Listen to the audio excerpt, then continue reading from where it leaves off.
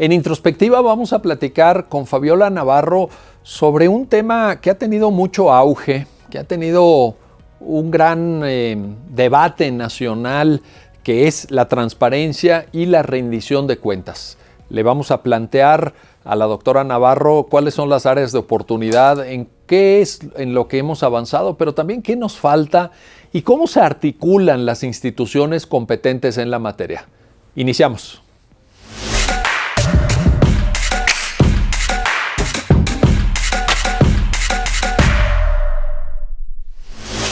Bienvenidas y bienvenidos a Introspectiva, entre lo justo y lo legal, programa de la Barra Mexicana Colegio de Abogados. En esta ocasión vamos a platicar con Fabiola Navarro, que es experta y se ha dedicado durante muchos años de una brillante trayectoria profesional y académica a los temas de transparencia y de rendición de cuentas. Fabiola, bienvenida a Introspectiva. La doctora Fabiola Navarro es estudiosa de la justicia electoral, el derecho a la información y la corrupción en las instituciones públicas. Ha sido servidora pública, consultora del Programa de las Naciones Unidas para el Desarrollo México y especialista de la Organización de Estados Americanos, la OEA. Es académica en diferentes programas de derecho, cuenta con diversas publicaciones en materia electoral, derecho a la información y corrupción. Actualmente es secretaria de estudio y cuenta en la Sala Superior del Tribunal Electoral del Poder Judicial de la Federación.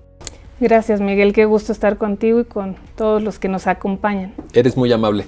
Oye, veníamos de un modelo de ejercicio de las funciones públicas en México basado en la opacidad, en el secreto casi, en donde el manejo de los temas públicos y de los recursos públicos, pues era casi un botín.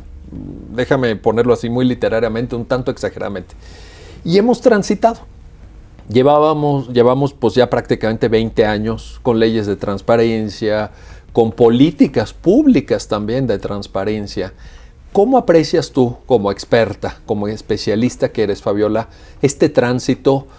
¿Vamos bien? ¿No vamos tan bien? Yo creo que hemos avanzado, pero bueno, tú nos dirás porque tú eres la que sabes. Un comentario. Yo creo que es un muy buen punto de partida iniciar por lo que tenemos ahora y no teníamos. Y en efecto, tenemos leyes y tenemos órganos garantes. Tenemos mecanismos para poder acceder a la información y tenemos recursos para poder inconformarnos cuando la información no se nos da. Y eso es una buena noticia sin duda. Los órganos de transparencia son bastante activos y están, yo creo que más vivos que nunca. Hay un desarrollo también tecnológico a cargo de ellos, hay una articulación entre órganos y hay un sistema nacional de transparencia que hace que sea accesible para todo el mundo tratar de encontrar lo que está buscando. Bueno, dicho eso, lo que sí tenemos y que no es poca cosa, también lo que seguimos teniendo. Todo eso no lo tenemos hace 25 años, por ejemplo. Es correcto. Estos desarrollos arrancan con el inicio del milenio y con una nueva manera de entender el ejercicio público y con la intención, o al menos con el compromiso, ¿no? Y el entendimiento de que lo que no se conoce y no se visibiliza no se puede apreciar. Y que en una sociedad democrática y un gobierno democrático no se puede entender el ejercicio del poder público si no hay información, si no hay datos y si no hay ejercicios de rendición de cuenta, entendidos como procesos, no como meros intercambios de información. Entonces, creo que está bien considerar, ver eso que tenemos, cuidarlo, tenemos que ver en ese contexto y en su justa dimensión a los órganos garantes de transparencia, exigirles aquello para lo cual fueron creados, pero también no pedirles lo que no les toca, ¿no? Y aquí viene la segunda parte. Creo que seguimos teniendo en el país y en la totalidad de sujetos obligados, no es exclusivo del Poder Ejecutivo, seguimos teniendo resistencias, ¿no? Inercias para ocultar no solamente la toma de decisiones, esto es la definición de políticas públicas, sino también ya el ejercicio práctico de esas políticas, ¿no? Presupuestos y recursos, y sobre todo hay muy poca información y datos para poder realmente hacer ejercicios de vigilancia social, ciudadana, y de rendición de cuentas para poder exigir. O sea que a los políticos todos estos cambios no les gustan, se resisten, porque yo entiendo que sea muy cómodo ejercer un presupuesto público pues sin informar a nadie, ¿no? Claro. ¿Te acuerdas antes cómo eran hasta los bonos que daban? Eran secretos discrecionales, ¿no? Te decían, pasa con el oficial mayor porque te tiene ahí un sobre y hasta te lo daban en efectivo. Había una cosa ahí terrible de arbitrariedad. Si te llevabas mal con la gente de oficialía mayor, te quedas sin bono en diciembre, ¿no? Por ejemplo, o sea, cosas que uno dice, es la era de las cavernas, pero todavía se siguen resistiendo los políticos, ¿no? Así es, yo creo que la transparencia transita en nuestra sociedad en dos niveles, en un plano discursivo, en donde a todos nos gusta y todos queremos la transparencia, y luego está la otra parte, la práctica, en donde ya no hay un correlato con el discurso, porque en general y en los distintos niveles de gobierno y en los diferentes órganos del Estado e incluso en aquellos que no forman parte de estos poderes tradicionales, por ejemplo los autónomos, como las fiscalías, sigue habiendo muchas resistencias y sigue habiendo mucha creatividad para seguir ocultando la información. Por ejemplo, se sigue confundiendo, pero yo creo que esta confusión es bastante deliberada, se sigue confundiendo proporcionar estadísticas o datos de incidencia, por ejemplo, de corrupción, ¿no? O de algún tipo de violencia o de un delito en particular, y se sigue anteponiendo este argumento de la secrecía, el debido proceso, que se usan de manera súper laxa, cuando en realidad la necesidad de información se podría cubrir diciendo datos estadísticos, ¿no? Y eso nos llevaría a poder evaluar la efectividad tanto de una reforma legal o de una política criminal o de una medida, por ejemplo, policíaca, ¿no? Y entonces eso es lo que no tenemos datos y no tenemos series, por tanto, relacionadas con datos, de manera que no podemos completar estos ejercicios de evaluación y saber si algo funciona o si no funciona. Ahora, en materia de transparencia, yo creo que hemos avanzado en esta lógica que tú ahorita describes de, digamos, déjame ponértelo así, tenemos ya el qué, porque tenemos la institucionalidad de órganos garantes, tenemos la normatividad en materia de acceso a la información y transparencia, archivos y protección de datos personales, pero siento, Fabiola, tú como experta, dime si es correcto esto o no, que todavía nos falta el para qué. ¿Qué quiero decir con esto? A la gente, el común del ciudadano, de la ciudadana, ¿todo esto le cambia la vida? ¿Todo esto le ayuda? ¿Todo esto le debe de interesar? ¿O es un tema de intelectuales, es un tema de políticos, es un tema de generación de sus propias burocracias?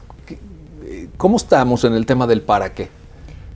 Yo creo que mientras no se entienda que justo el derecho a saber tiene relación con la posibilidad de poder responsabilizar a las personas a las cuales les dimos el mandato para que hagan algo, ya sea un mandato directo vía las urnas o un mandato indirecto vía las designaciones, mientras no haya eso, pues sigue estando pendiente uno de los componentes esenciales para que realmente pueda haber una sociedad democrática en esos términos, de gobernantas y gobernantes que rinden cuentas y de una ciudadanía que las exige y que las puede además, digamos, penalizar en las urnas.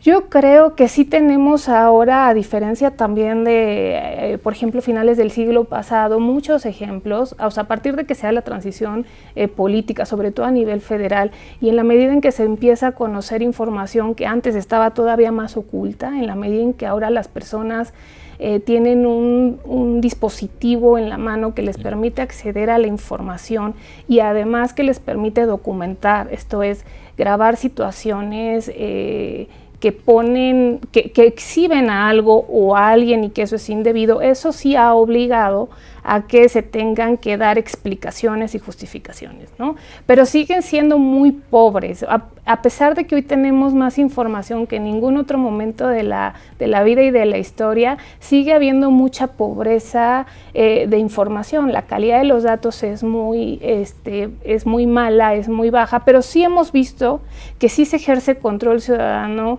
y social cuando se conoce algo y la ciudadanía se posiciona frente a algo que ocurrió, por ejemplo, entidades en donde no había habido alternancia política y, por ejemplo, ocurre un incendio que ocasiona una tragedia humana, es ese tipo de información y todo lo que se sabe alrededor de eso sí genera una respuesta de las personas que quieren saber quién es responsable de qué, y cómo rinden cuentas y cómo les es exigible esa responsabilidad. Entonces, yo creo que por eso, tanto a los que sí hay a quien le interesa mantener la información oculta e inaccesible, por supuesto, porque la información sí tiene ese poder en las personas de poder salir y expresarse en las urnas y votar a las malos y a las malas gobernantes. Sin duda.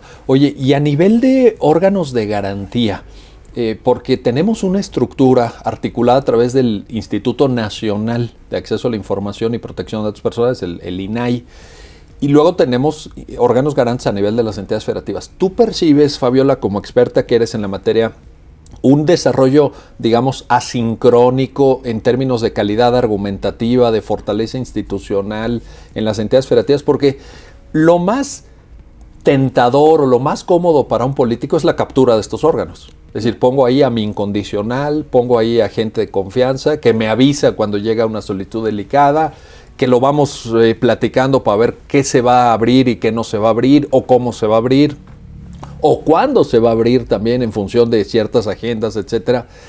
¿Cómo percibes el mapa en términos de geografía de la institucionalidad de transparencia y rendición de cuentas? Yo ahí es donde veo que hay un avance bien interesante de articulación en los órganos garantes. Me ha tocado estar en primera línea, he ido a muchas entidades federativas, me ha tocado ser parte de muchos esfuerzos de capacitación, de formación de nuevas capacidades. Coordiné también varios productos editoriales en materia de ley de archivos. Y sí creo, sí hay, o sea, cuando uno revisa las estructuras del Sistema Nacional de Transparencia, la plataforma, los nuevos buscadores temáticos, esto es, los esfuerzos detrás para poder ofrecer información no solamente de manera reactiva, sino también anticipándote, o sea, proactivamente. Sí, la transparencia proactiva, ¿verdad? Para que no tengan que buscarla o pedirla. Así es, ¿no?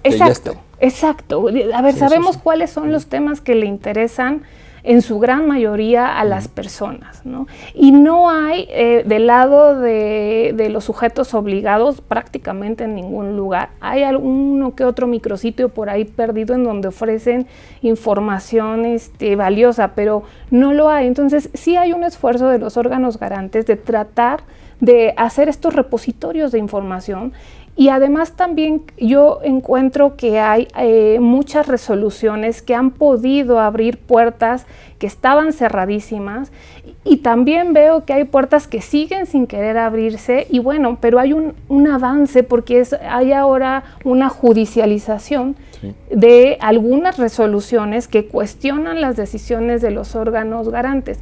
Donde yo sigo encontrando, por ejemplo, mucha opacidad, y es otro órgano que tendría que estar dando información y generando insumos para estos procesos de rendición de cuentas, y en donde veo el fenómeno que comentabas es en las entidades de fiscalización superior en general. Te lo iba a plantear, fíjate, porque yo creo que también es interesante ver el engarce entre instituciones garantes de acceso a la información y protección de datos personales con la fiscalización superior. Ahí es donde creo que puede venir un poco más, déjame ponerlo así de manera alegórica, el brazo armado de la transparencia, para que realmente esto, pues vean que no nada más es por cumplir o no nada más es algo formal, sino que tiene consecuencias jurídicas. ¿Cómo aprecias ese fenómeno? ¿Ahí ha fallado o vamos bien con las entidades de fiscalización? Estoy totalmente de acuerdo en los términos en los que lo has puesto, y quizá antes de contestar eso valdría la pena decir que uno de los méritos que tuvo la reforma constitucional del 2015 en materia anticorrupción es que al crear un sistema nacional anticorrupción en donde asigna 7 lugares para que se coordinen diferentes oficinas muy importantes que tienen atribuciones en materia de prevención y sanción de actos de corrupción. Unos son los órganos de transparencia, de los que acabamos de hablar, otros son las entidades de fiscalización superior. Esa reforma específicamente en el caso de entidades de fiscalización superior o de control externo, quizá hay que recordar para quienes nos escuchan y no tengan este dato, es que las entidades de fiscalización superior son el brazo técnico del Poder Legislativo, sí, y tienen a su cargo la vigilancia y la fiscalización de los recursos públicos, ¿no? Y quien dice recursos públicos dice también de la toma de decisiones. Correcto. Y con todo lo que implica éxitos y desvíos de recursos, ¿no?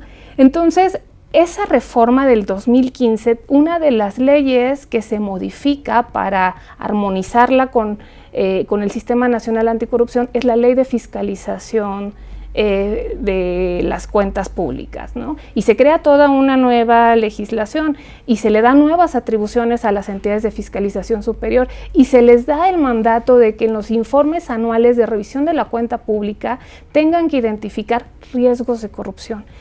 Y ese mandato que se da a nivel federal, porque esa no es una ley general, también lo tienen 30 de las 32 legislaciones. 2 entidades no han armonizado sus legislaciones. Bueno, lo relevante de esto es que en esta lógica de la transparencia y que sin información no hay oportunidad de revisar y hacer ajustes al sistema, ni de rendir cuentas, no hay posibilidad. Sin datos no hay cómo se pueda dar un proceso virtuoso de rendición de cuentas, ¿no? Bueno, se les mandata que anualmente identifiquen riesgos de corrupción, ¿no? Que el control externo nos esté diciendo, y además eso que se publique en sus portales y en lenguaje accesible y en formato de datos abiertos, para que la información pueda ser reutilizable. Y además hay otro mandato bien interesante, es que tienen que informar el número de procedimientos administrativos de responsabilidad y el número de vistas que hacen a las fiscalías, el número de carpetas de investigación. Bueno, vamos muy mal. El último estudio que me tocó liderar cuando estaba haciendo investigación a tiempo completo es un estudio sobre entidades de fiscalización superior que pronto se va a publicar.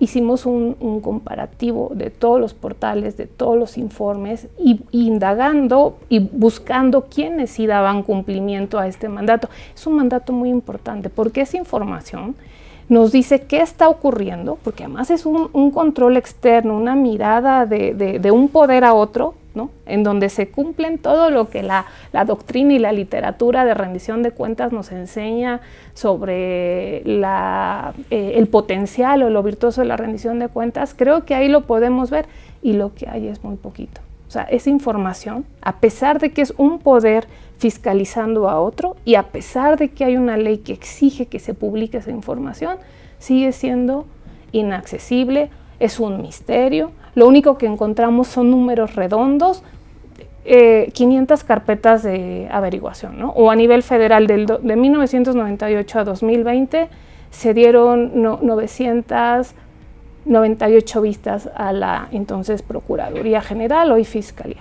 Eso no te dice nada. Nada. No tiene mayor utilidad. Pero fíjate, es un tanto paradójico, ¿no te parece? Porque estamos hablando de entidades que tendrían que ser, digamos, una suerte de última instancia, con todas las comillas que le queramos poner, pero que tienen un área de responsabilidad sustantiva en la rendición de cuentas y en su propio desempeño, por lo que respecta a su ámbito competencial, como ahorita nos acabas de escribir, no rinden cuentas, no hacen transparente su función, no desagregan de tal manera los datos que puedan ser útiles, y tú te quedas con esa cifra de decir, bueno, y esto es mucho, es poco, caminaron, no caminaron, avanzaron, se judicializaron esas carpetas de investigación, o nada más Fiscalía General de la República pues da por recibido, ¿verdad? Mire, aquí le pongo su sellito, vaya usted de regreso a su oficina, ya cumplió.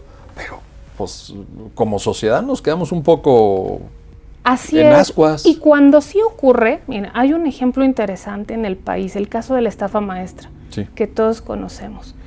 Aquí lo que encontramos es que cuando la fiscalización hace bien su trabajo, ¿no? Y se dan a conocer datos, eso facilita que haya otro tipo de controles, como por ejemplo el control social. Sí. Hubo datos que se publicaron relacionados con desvíos que implicaban a universidades, y hubo un grupo de periodistas de investigación que siguió el hilo y lo que encontró fueron patrones de desvío de recursos públicos, y eso llevó a una publicación, y esa publicación funcionó como una especie de alerta social en donde todos todas las personas o muchas personas queríamos saber qué había pasado y qué estaban haciendo los órganos públicos, uno, para que no volviera a pasar, ¿no? Este poder preventivo, que esa información sirva para ajustar el sistema en donde haya que ajustarlo.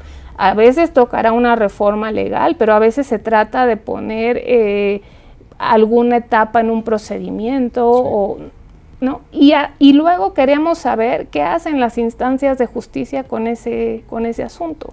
¿Y a quién acusan, a quién responsabilizan, ¿no? Porque también el problema con los números cerrados es que parece ser que se está haciendo algo, pero no necesariamente eso es lo correcto.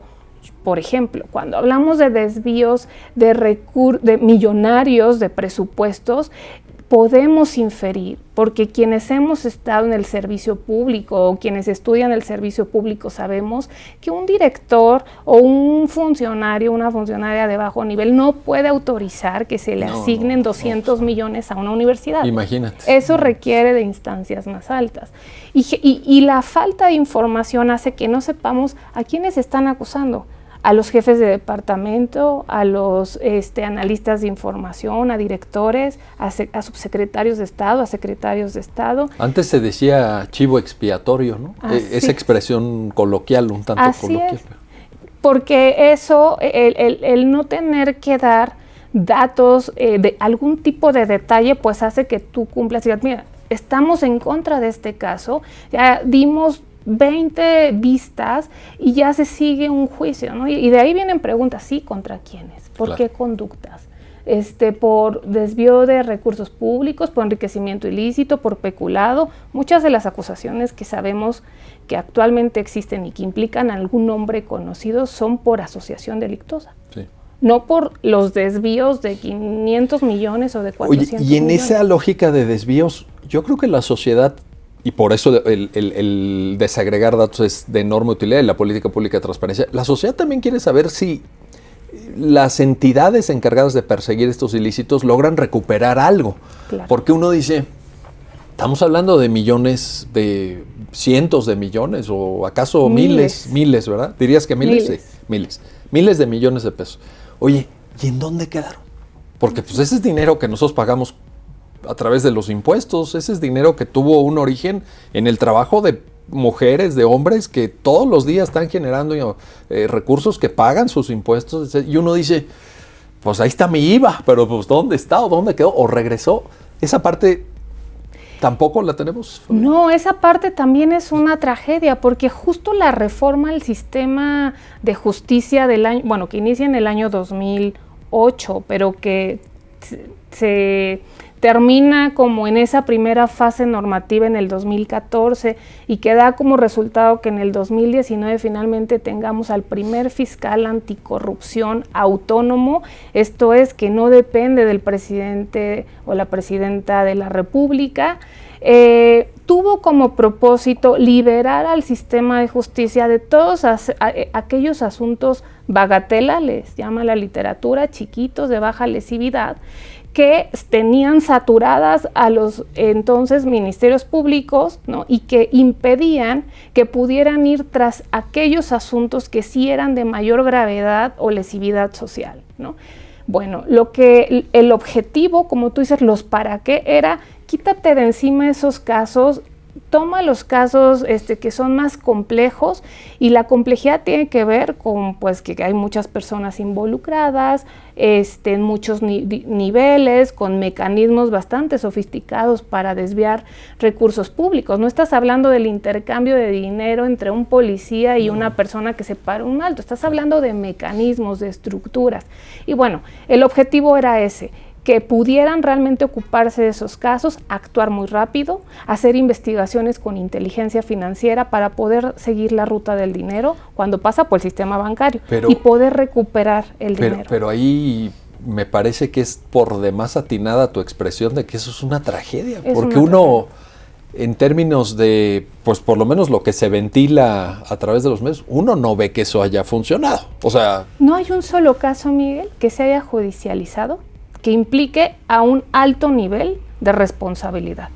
Y esto, más allá de esta idea vieja del castigo para hacer justicia en el entendimiento de ojo por ojo, tiene más que ver en esta concepción moderna de la justicia con recuperar lo que se obtuvo indebidamente. Pues sí.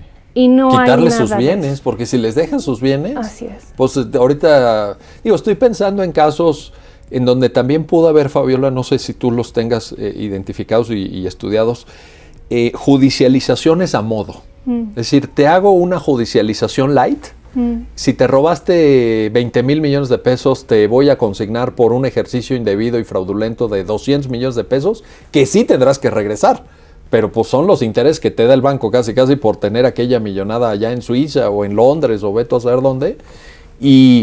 Y realmente se van con el botín después de unos cuantos años de pasar, que luego terminan incluso ganando amparos, en fin, ya lo sabemos cómo funciona ese asunto. Pero tampoco ahí se ve una eficacia del Estado mexicano, así que digas, y lo regresó y le quitaron sus departamentos en el extranjero y le congelaron sus cuentas en Suiza y tuvo que rezar el dinero.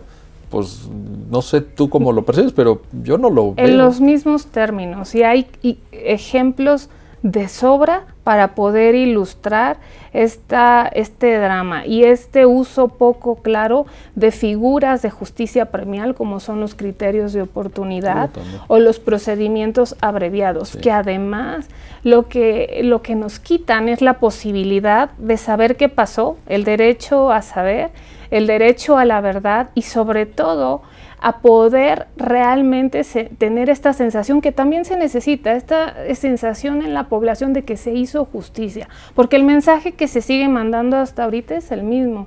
La cifra negra de delitos en este país anda por el 96%, y luego de ese 4% de casos que sí se persiguen, el número de sanciones es bajísimo. Y cuando uno revisa la información, por ejemplo, del INEGI, que es la que tenemos para ver como más o menos los perfiles de las personas que están en la cárcel y los delitos, lo que vemos es que en su gran mayoría quienes están en la cárcel son personas pobres o que no pudieron defenderse. Pero no están todas estas, y no están, y si llegan a estar un ratito, no están por todo aquello que al menos públicamente se dijo o se sospechaba, están por cosas como lo que tú decías. Es el caso de Javier Duarte. Sí, de hecho estaba pensando. Sí, que se le acusó de muchas cosas, y hay libros, y hay pruebas, y 400 empresas fantasmas, todo un mecanismo de desvío de recursos públicos que implicaba muchas dependencias. No, hubo un saqueo al presupuesto, al erario. De años. Pues toda esa gestión, a lo mejor hasta de antes, pero claro, porque él venía de la Secretaría de Finanzas, ¿no?, en el gobierno anterior, pero ya siendo gobernador, pues... Y hay evidencia, y los delitos por los cuales fue acusado y sentenciado, una sentencia de 9 años, que luego por buen comportamiento se redujo, no son por haber desviado todos los miles de millones de los que se habló, ni por enriquecimiento ilícito, porque además las acusaciones y los delitos que se les imputan también tienen que ver con esta expectativa de acción que tienen que tener las fiscalías. De manera que yo creo que siguen siendo los grandes embudos y la puerta muy estrecha que impide que los asuntos lleguen a los jueces. Y cuando decimos que lleguen a los jueces, yo quiero regresar a lo mismo. No es por esta necesidad de que paguen en términos simples, sino de que se sepa qué pasó, que contesten preguntas y que asuman responsabilidades, y entre ellas las preguntas primeras que tenemos que hacerles y nos tienen que llevar al dinero, a recuperar aquello que se obtuvo de manera ilícita. Como sociedad no nos sirve tener encerradas a las personas por el solo hecho de tenerlas. Oye, nos queda un minuto de programa, Fabiola, pero no quiero despedirme sin preguntarte. Te planteaba yo hace rato el engarce entre las instituciones garantes en materia de transparencia y protección de datos personales con la fiscalización superior. Déjame dar un paso adicional que un poco ya lo planteabas tú. De las entidades de fiscalización superior con las fiscalías. Porque de pronto, en el caso que citabas de Javier Duarte, sí hubo alertas de Auditoría Superior de la Federación. Ellos detectaron que estaba pasando algo muy raro desde el primer año en que Javier Duarte fue gobernador de Veracruz. Hubo informes puntuales de Auditoría Superior, por lo menos alertando y diciendo, oigan, cuidado con esto porque esto tiene una pinta, esto pinta fatal. Pero luego, cuando ya se da vista a Fiscalía, pues Fiscalía agarra de todo un cuadro de hechos o presuntamente de corrupción, y agarra una pequeña parte y dice, bueno, nos vamos por esto. Y ahí es donde uno dice, pues, ¿qué está pasando con las fiscalías? Y a nivel de las entidades federativas, pues, híjole, no, un último comentario sobre eso, Fabiola, por favor. Yo creo que son uno de los espacios más opacos, en donde en nombre de la secrecía de la información y del debido proceso se oculta información que impide que podamos saber qué está funcionando bien. Yo quiero pensar que hay cosas que están funcionando bien, pero lo que tenemos, los diagnósticos hablan de insuficiencia de personal, insuficiencia de capacidades, se siguen utilizando métodos viejos de investigación, gires de oficio a todo el mundo, y se ven pocas capacidades de investigación científica, ¿no? Y sí deberían darnos información con calidad, con más detalle, cuántas personas, con qué niveles jerárquicos, sobre todo las personas que están acusadas e involucradas con asuntos de mal ejercicio de funciones y de presupuestos públicos, y eso nos permitiría tomar otro tipo de medidas. Pues vaya que tenemos pendientes, y sí, la gente como tú que está estudiando estos temas va a tener muchísimo trabajo, lo tiene ya, pero seguramente de aquí en adelante para seguir indagando, investigando, sistematizando y exponiendo, porque en efecto ahí sí, como dijo el gran juez de la Corte Suprema de Estados Unidos, Louis Brandeis, el mejor detergente que hay es la luz del sol. De acuerdo. Airemos esa conducta opaca, secreta todavía del Estado mexicano. Fabiola Navarro, gracias. Un placer. Gracias, muy amable. Y gracias a usted que hace posible este programa Introspectiva de la Barra Mexicana Colegio de Abogados. Hasta pronto. Pues ya lo han visto, ya lo han escuchado. Estamos mejor que hace 20, 25 o 30 años en materia de rendición de cuentas y de política pública de transparencia. Tenemos una institucionalidad en esa materia, pero todavía nos falta. Ya lo escucharon de voz de Fabiola Navarro. Todavía tenemos que poner mucha más atención y son áreas de oportunidad para las abogadas y los abogados en México. Hasta pronto.